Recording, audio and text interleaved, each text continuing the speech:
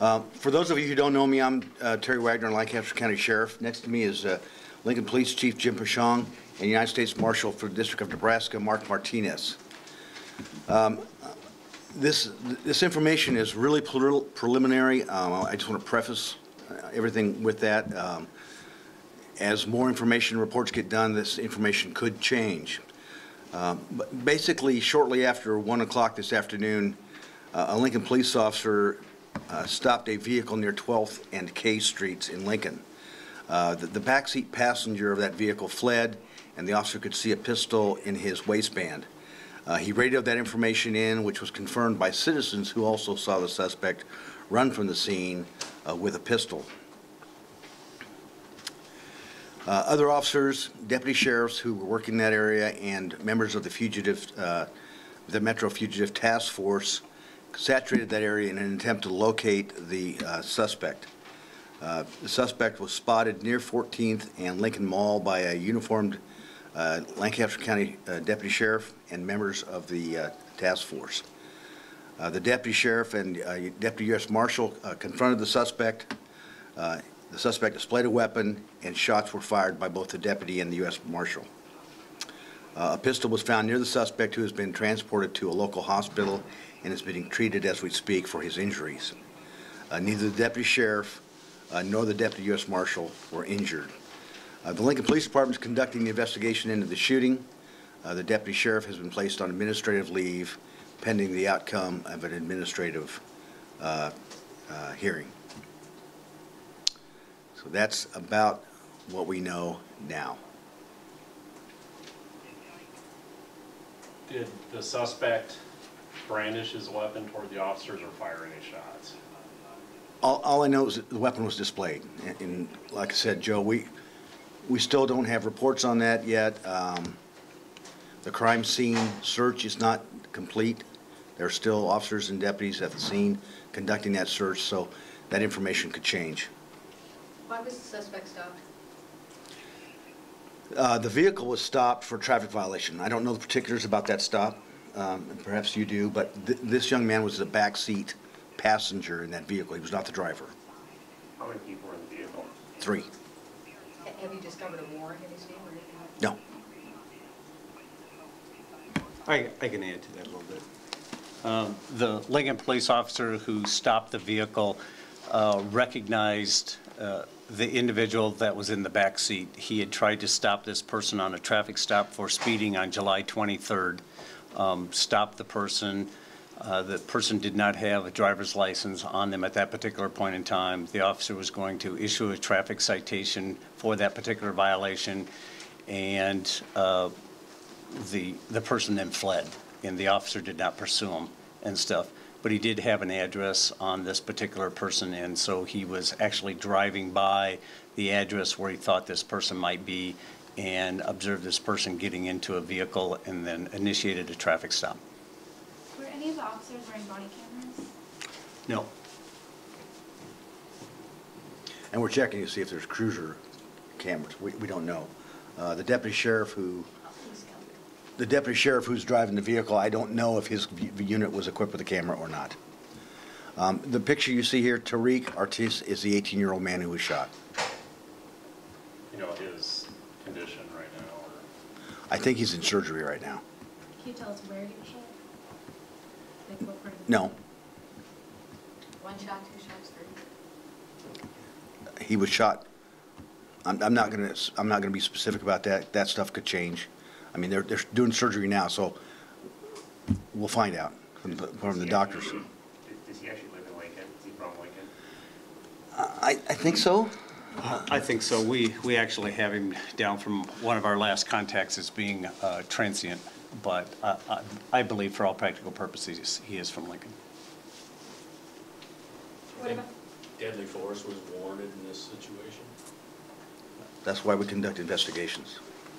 A little bit more though about the investigation. What happens now in a situation like this? Sometimes this is taken very seriously. How does the police now continue with the investigation? What transpires next? Basically, is what will happen, and is what investigators are doing right now. They're interviewing any witnesses that may have been out there at the scene that would have observed anything. We've identified several witnesses already that have seen him with a gun, fleeing with a gun. We've also got witnesses who have indicated that the officers were telling him to drop something, show his hands, things of that nature. So we'll continue to try to identify as many witnesses as we can. You know, as closely as the Metro Area Fugitive Task Force works, because we all three have members on the task force, you know, they've been involved in deadly incidents before. So we have discussed this in the past. How do we handle these investigations when 1, 2, or 3 of our agencies are involved? And since 2 of our agencies are involved, the Lincoln Police Department is conducting the investigation. You might remember back in the spring, U.S. Marshal was involved, and we conducted the investigation. We also do an internal investigation to make sure that we don't have any policy violations, and that sort of runs parallel to the investigations being conducted by the police department now. Can you say how long all of this lasted from the traffic stop until when he was shot? You know, I haven't even looked at the timeline. I don't know. I couldn't tell you. And how does the U.S. Marshal's Office get involved in this? Well, for all practical purposes, we also have an internal affairs unit, and they will be coming to Omaha probably tomorrow, but they're in close contact with the Lincoln Police Department, getting a preliminary picture of what happened. But we'll conduct our own investigation. It was reported that there may have been an assault weapon that was laying on the ground and picked up by an officer. Is that factually correct? Or? Well, I mean, our deputies carry patrol rifles. If you want to characterize that as an assault rifle, So that would have been belonging to an officer, not. well, I don't know. I'm just saying that our people do carry patrol rifles. I think LPD officers do. I know the task force does. I'm not sure what you're referring to, but it's certainly possible. Was the suspect's weapon loaded? we're not gonna disclose the details of that and just wait until the investigation is more complete and can provide us with more of those details. Is the U.S. Marshal's Office conducting an internal or also conducting an investigation overall? They'll do both. They'll do both. The other 2 people that were in the car, are they cooperating? Sorry, I don't know.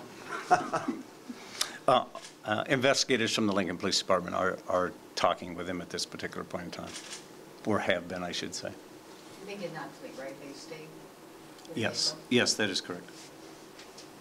Could you say how many officers were in the last pursuit of this man? And how many might have shot or any of that? I'm not sure I understand your question. Well, I mean, I was just down the street and saw it looked like 3 or 4 officers pursuing this guy.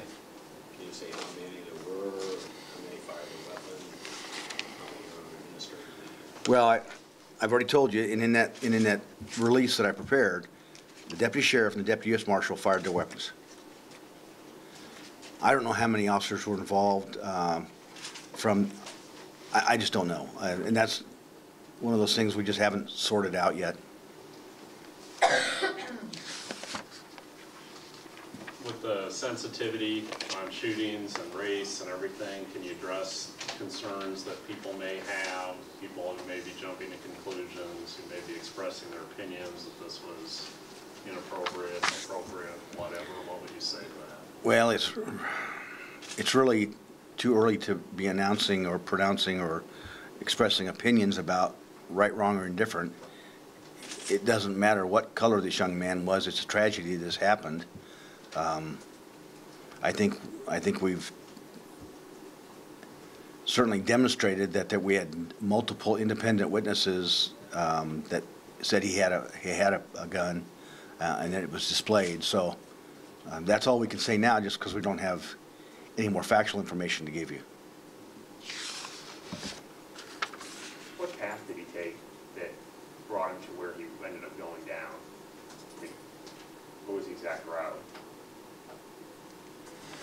I don't think any of us know at this particular point in time with any degree of certainty. We know that he fled southbound from that location for a period of time before turning eastbound.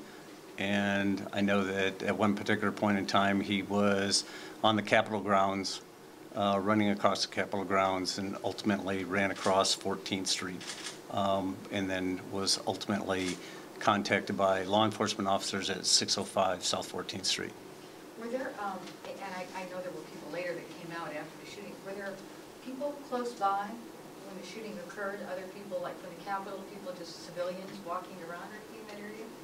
Were they close enough to be in the way?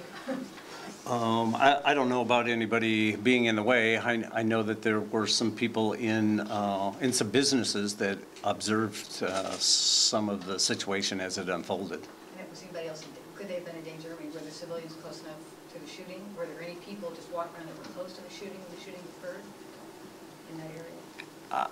I don't know about that, but, you know, if you can see what's happening and someone has a gun, you possibly could be hurt, I suppose.